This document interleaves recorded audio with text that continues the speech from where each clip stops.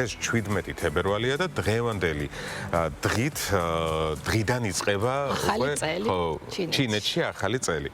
რიტუალების სიმბოლოები, ახალი ციკლი და ენერგია, ჩინური ჰოროსკოპი და ტრადიციები ჩვენი გადაცემის სტუმარია ბატონი მიხეილ ცაგარელი. ყველასათვის ძალიან ცნობილი და უსაყვარლესი. მივესალმოთ, მოგზანდით ბატონო მიხეილ. მოგესალმებით. მილამშვიდობისა. ბატონო მიხეილი, მოგვიყვება. გიგითხოთ.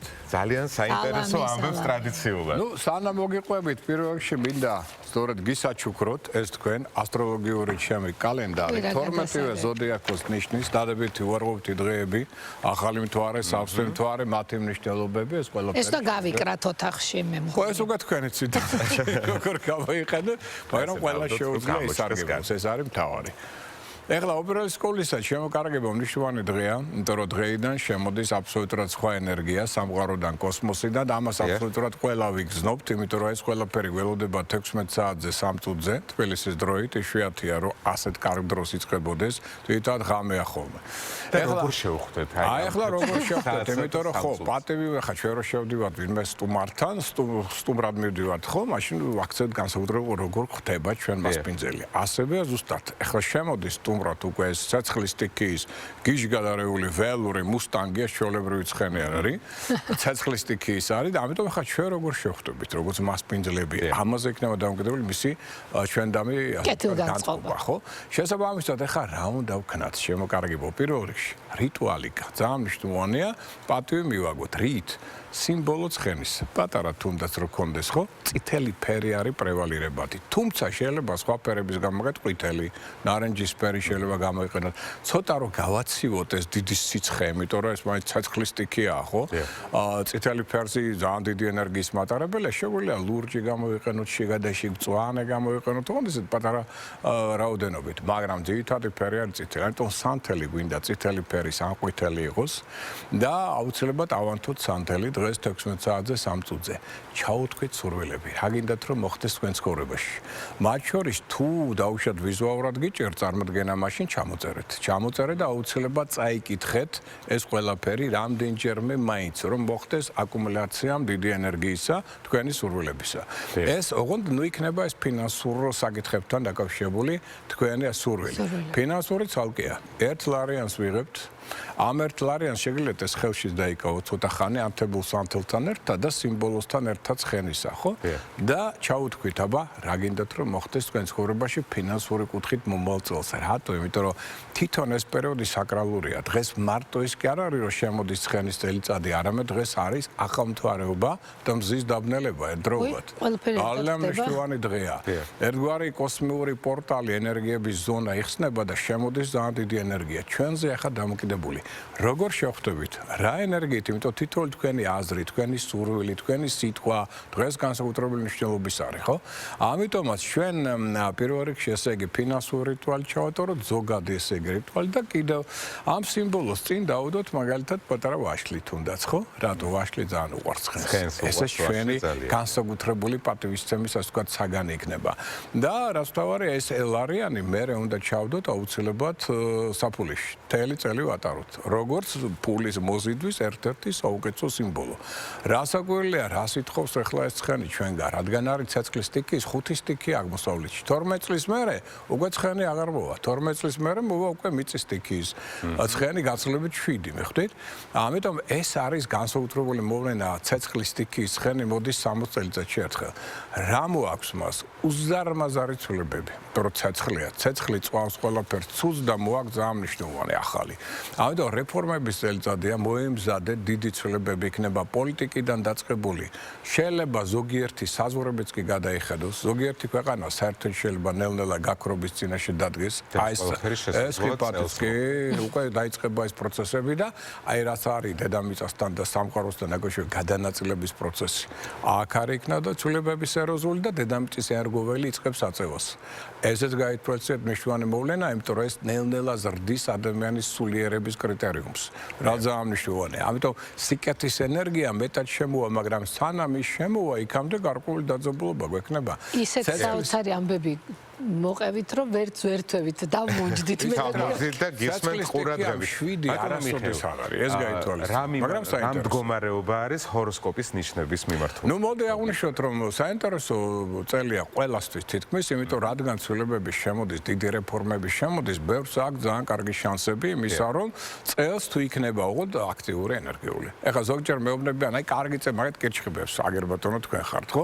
კარგი წელიწადი გაქვთ, მაგრამ თუ კირჩხიბა დაიძინა, ეს დავდებით გაულის, მეხტვით? რაზეა კარგი წელიწადი ნიშნავს, რომ პირიქით უნდა იყოს ზე აქტიური, ზე თანისო ესეთი წელიწადია, რომელიც არ გაძლევთ მიძინების საშუალებას. ოღონდ ნახეთ, ეხლა ყველანი უნდა ვიყოთ ჟოკეები, კარგი ჟოკეები. ეს არის მუსტანგი ცხენი, თუ თქვენ კარგად არ ზიხართ, ამ ცხენს ჩამოგაგდებთ სადღაც, ხო? ამიტომ უნდა ვიაქტიუროთ, ვიმოძრაოთ დინამიკა, ურთიერთობები, კონტაქტი ყველაფერი, მაგრამ თამშვიდობა დავიცვათ სიმშვიდე 7-ჯერ გავზომერთ, გაჭიეს პრინციპი. ცალკეული ნიშნები. ვერძი. პირველი და მეორე ნახევარი გავყოთ ორ ნახევრად, ხო თუ მოვასწრებთ? გვაქვს ამის საშუალება რომ მოვასწრებთ? აი კიდე 7 წუთი გვაქვს. ხო, მოვასწრებთ. ვერძი დავიწყოთ იქიდან რომ პირველი ნახევარი ივლისის შუა რიცხვებამდე ძალიან კარგი აქვს მას მათ შორის საოჯახო ურთიერთობებისთვის.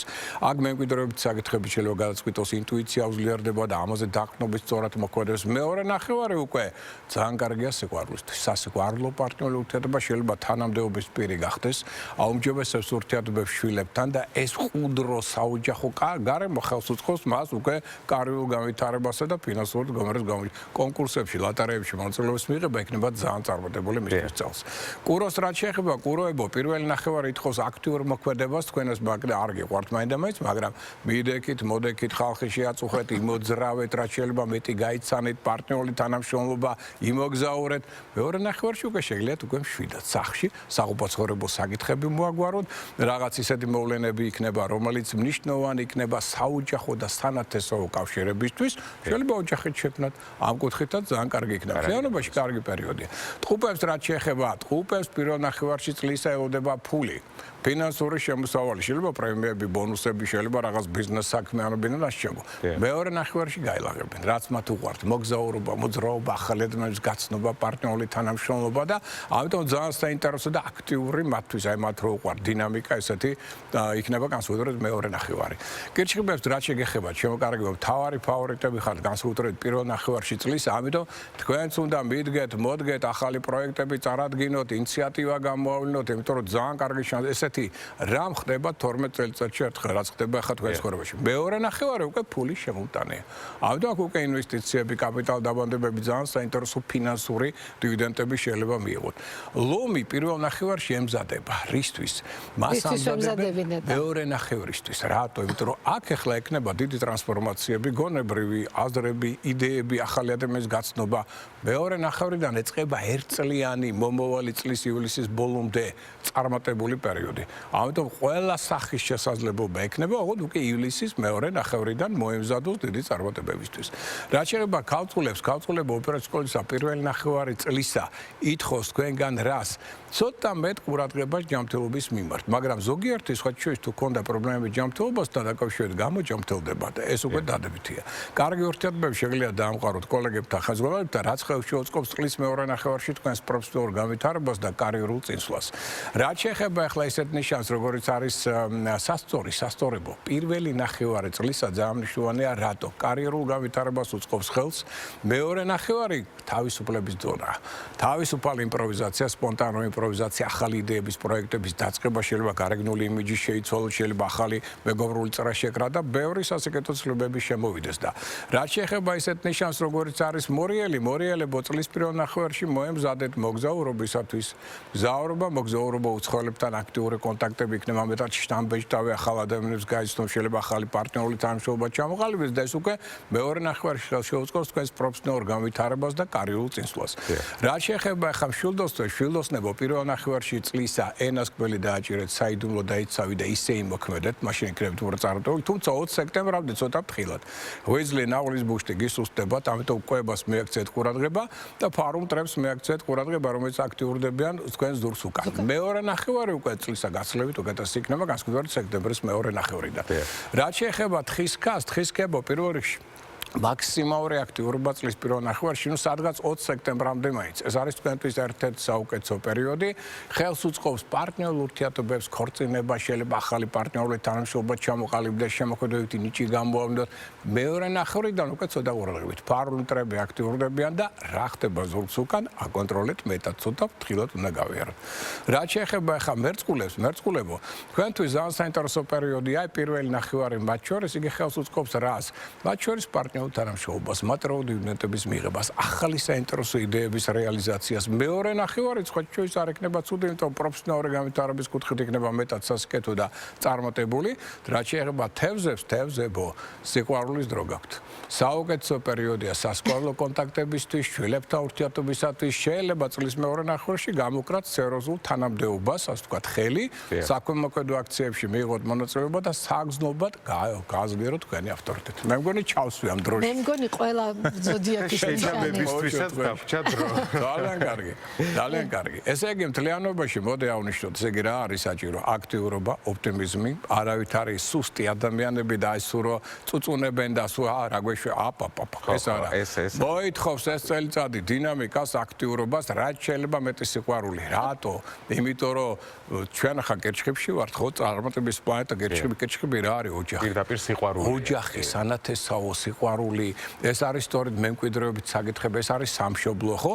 მეორე ნახევარში გადადის ლომში. ლომი არის საერთოდ სიყვარულის და შვილების სიმბოლო, ხო? ჩემო კარგებო, ამიტომ ამას ითხოვს თქვენ მოგილოცავთ მე დიდ ამბებს, უბრალოდ გაისათ რომ მე მოგილოცავთ.